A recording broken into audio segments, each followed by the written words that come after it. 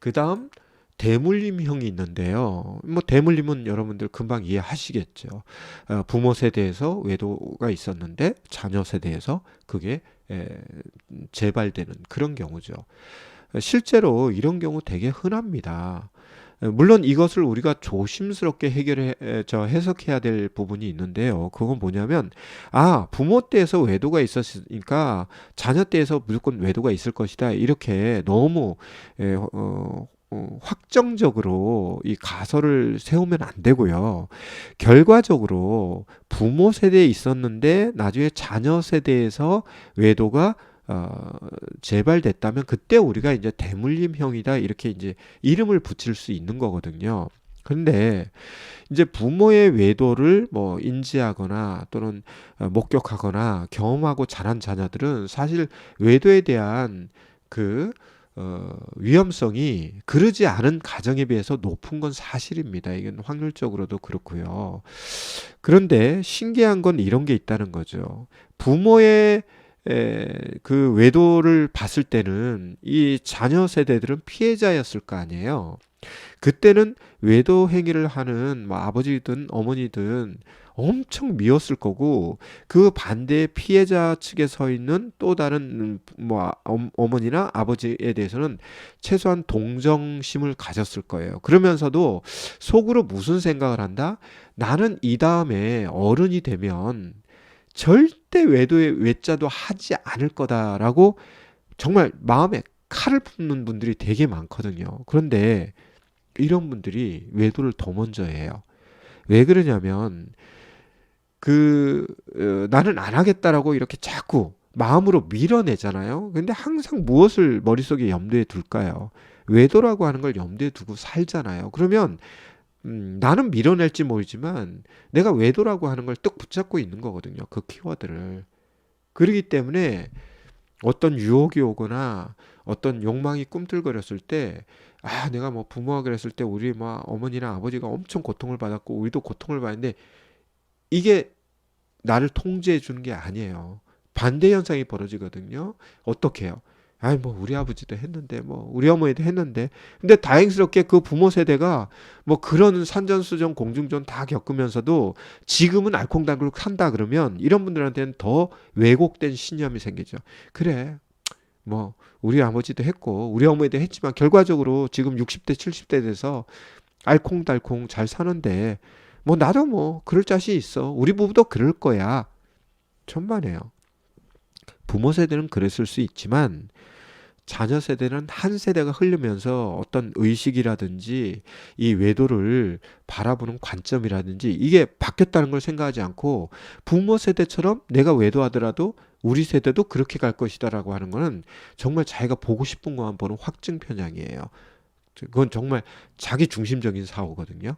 그래서 제가 말씀드리고 싶은 것은 부모 세대에서 이런 외도의 경험을 하신 분들이 여러분이라면 뭐 이미 외도가 벌어졌다면 치료하시고 예방을 하셔야 되겠지만 혹시 외도가 벌어지지 않았음에도 불구하고 제 영상을 보시는 분이라면 나에게는 그런 위험 요인이 그런 환경에 노출되지 않았던 사람에 비해서 좀 더 높을 수 있겠구나 하는 것은 인정하시고 항상 자기 관리라든지 이런 걸 주의 깊게 하는 그런 지혜가 필요합니다. 그 다음 유아기형이 있는데요. 유아기형은 어떤 경우냐면 뭐 여러분들 가끔 들어봤을 거예요. 아빠 같은 남편과 사는 아내, 뭐 엄마 같은 아내와 사는 남편, 뭐 이런 형이거든요. 많은 사람들이 결혼할 때 파트너를 선정할 때요. 택할 때 뭐 예쁘니까, 멋있으니까, 능력 있으니까, 뭐 많이 배웠으니까, 듬직하니까, 뭐 이러지만요. 여러분들이 지금 배우자를 보면서도 한번 생각을 해보세요. 배우자를 선택할 때 첫 번째 기준이 뭔지 아세요? 그것은 부모예요, 부모. 그래서 예를 들어서 아들이 엄마에 대해서 되게 애착 관계가 좋고 우리 엄마가 상당히 괜찮은 롤 모델이라 생각하면 그런 여성을 기준으로 해서 배우자를 선택할 가능성이 굉장히 높습니다. 반대로 딸들도 마찬가지죠. 딸들도 아빠와 애착 관계가 되게 좋고 우리 아빠는 되게 모범적인 아빠다. 이러면 기준이 아빠가 기준이 돼요. 그래서 그런 사람을 원하지 뭐 완전히 뭐 속된 말로 날라리 같은 사람 별로 눈에 안 들어옵니다. 그런데 반대의 경우도 있죠. 만약에 부모 중에 뭐 아버지나 어머니가 뭐 아들이나 딸들이 바라볼 때, 나는 저런 사람이면 진짜 싫어 이럴 수도 있잖아요. 그럼 당연히 그런 사람 거부하면서 그 반대적인 사람을 찾으려고 하겠죠. 그런데 사람이라고 하는 건 그렇지 않습니까? 페르소나라고 하는 가면을 쓰고 살아요. 저도 페르소나를 갖고 있습니다. 제가 여러분 앞에서 되게 점잖은 척 강의하지만 제가 항상 점잖은 건 아니에요. 저도 화나고 섭섭하고 그러면 눈에서 레이저 나오고 뭐 언성 올라가고 뭐 저희 부부라고 해서 뭐 안 다투고 안 싸우는 것 같습니까? 다투고 싸웁니다.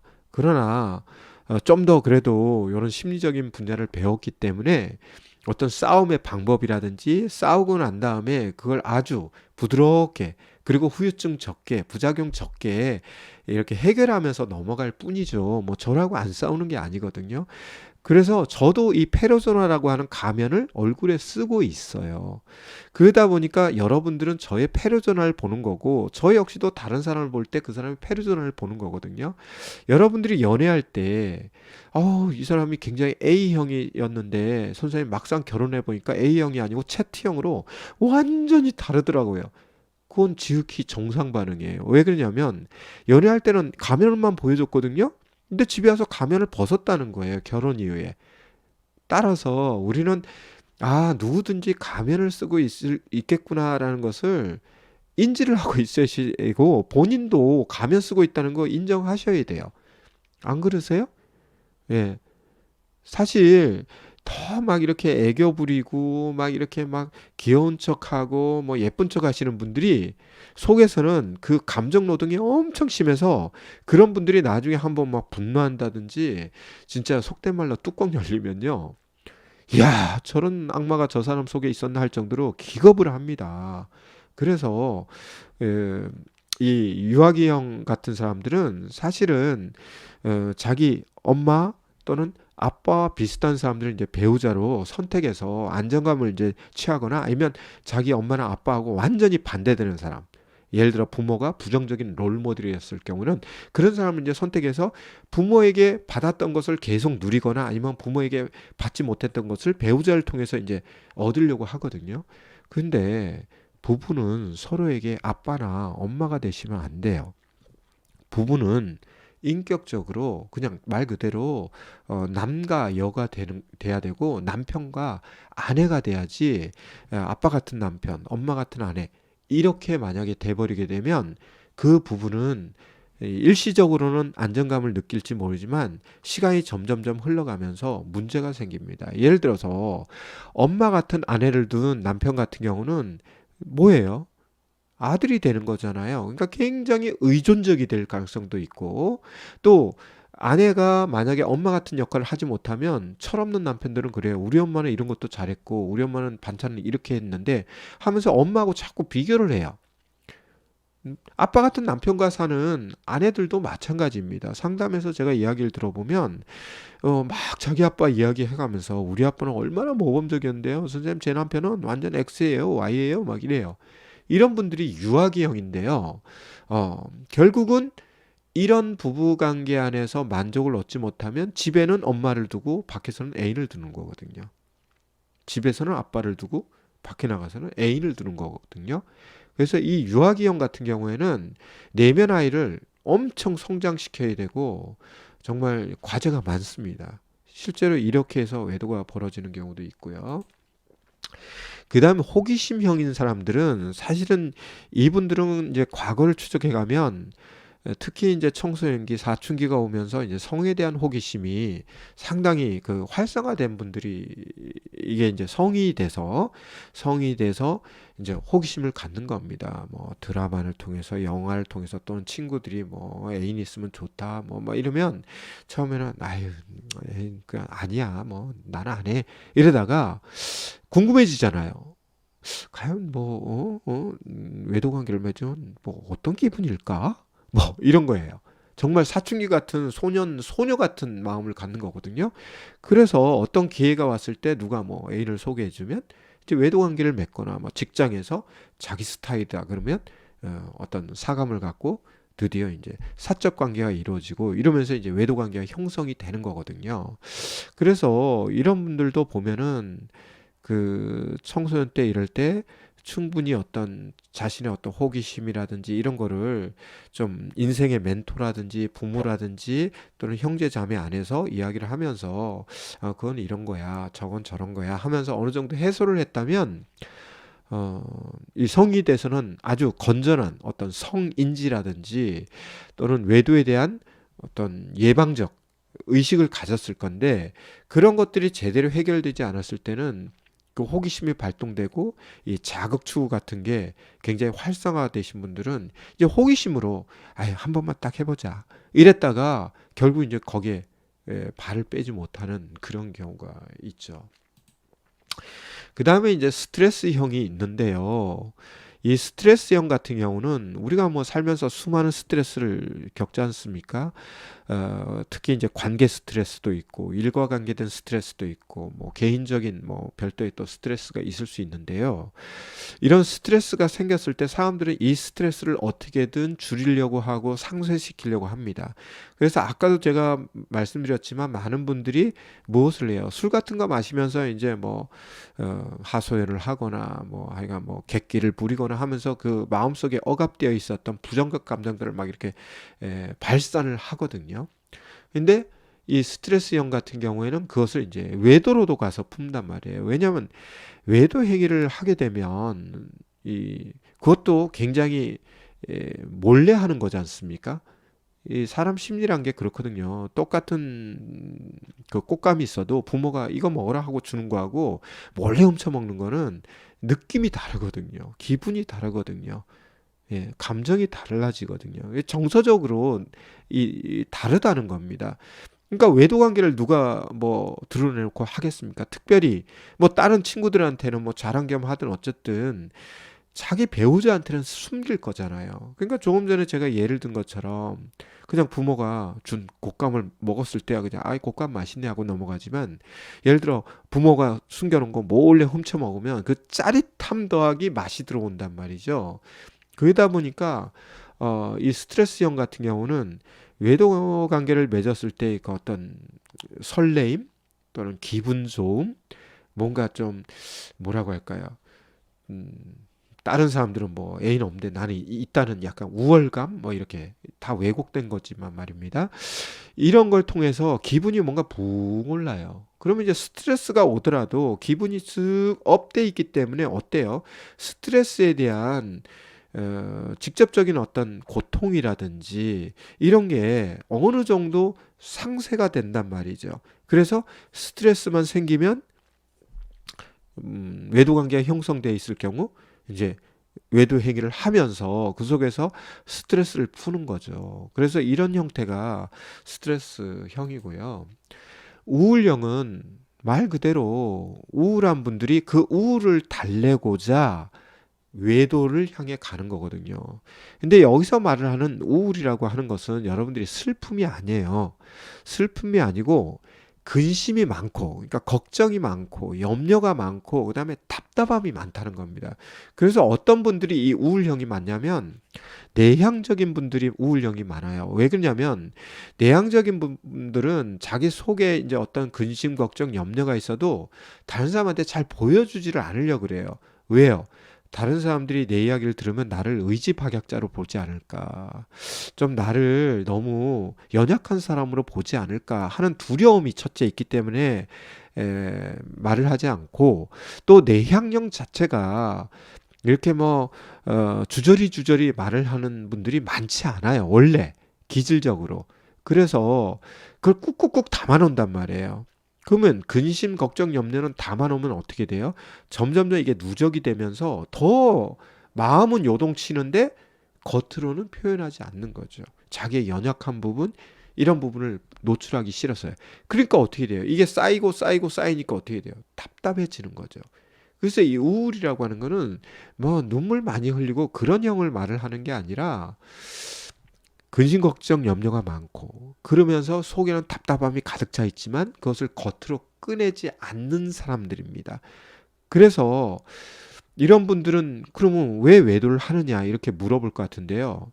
어떤 사람과 이제 그럼에도 불구하고 자기하고 코드나 케미가 맞는 뭐 직장 동료나 동호회 회원이나 있으면 처음에는 이제 살짝 꺼내거든요. 살짝 꺼냈는데 그 사람이 굉장히 리액션이 좋아요.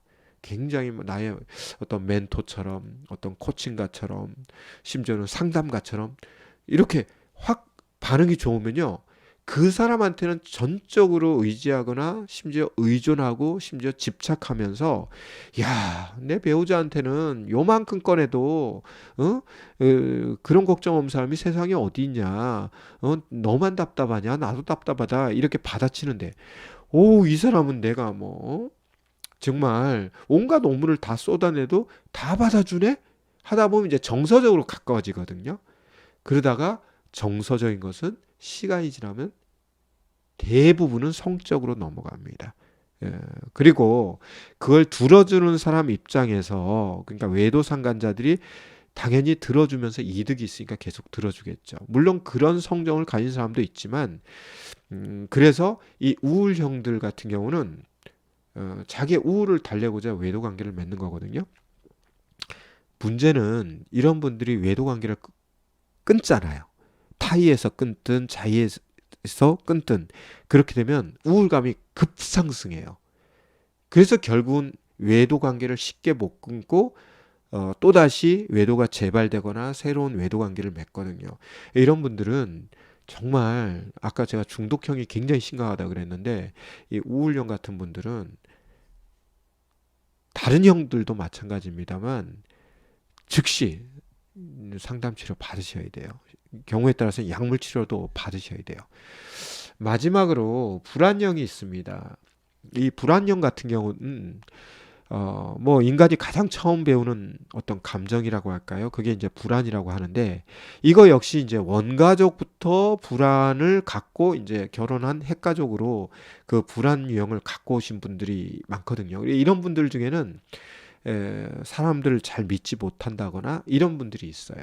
그래서 본질적으로 원초적으로 어떤 의심증이 있고 그래서 결혼 이후에도 어, 배우자를 의심한다거나 이런 경우거든요. 특별히 부모에 대해서 외도가 있었고 이랬으면 더 이런 의심에 대한 사람에 대한 의심이 많고 우리 부부가 여차하면 깨지면 어떡하지? 우리 부모처럼 불안정하게 살면 어떡하지? 이혼하면 어떡하지? 뭐 저 사람이 날 버리면 어떡하지? 하는 분리불안, 유기불안 이런 것들을 갖고 있는 분들이 있는데요. 그러다 보니 이 불안이 막 그냥 요동치기 시작하면 어찌할 바를 몰라요. 그래서 어떤 분들은 이제 알코올 중독에 빠지고 이 불안을 달래고자 어떤 분은 도박 중독에 가고 어떤 분은 뭐 게임 중독에 빠지고 뭐 이런 식으로 이제 각종 이제 중독에 막 빠지는데 경우에 따라서는 일 중독도 사실은 불안하기 때문에 일 중독하는 거거든요. 일 안 하면 불안해요. 그래서 휴가 갈 때도 막 일거리 쌓아가고 이러시는데 어쨌든 이 불안 때문에 그것을 달래고자 외도를 하면 아까 뭐라고 했어요? 기분이 붕 떠 있다 그랬잖아요. 그러면 불안이 와도 불안이라고 느끼지 않으니까 얼마나 또 마음은 편하겠어요. 비록 부적절한 외도 관계를 맺더라도. 그래서 이 불안형의 외도 행위자들이 있습니다. 그래서 총 제가 이제 12가지 형에 대해서 말씀을 드렸는데요. 이 외에도 뭐 요목화를 하려면 엄청나게 뭐 섬세하게 쪼갤 수가 있겠죠. 그러나 저는 1차적으로는 제가 이제 내담자들을 외도 피해자뿐만 아니라 외도 행위자도 상대하면서 제가 봤던 유형은 이렇게 12가지 정도를 봤습니다.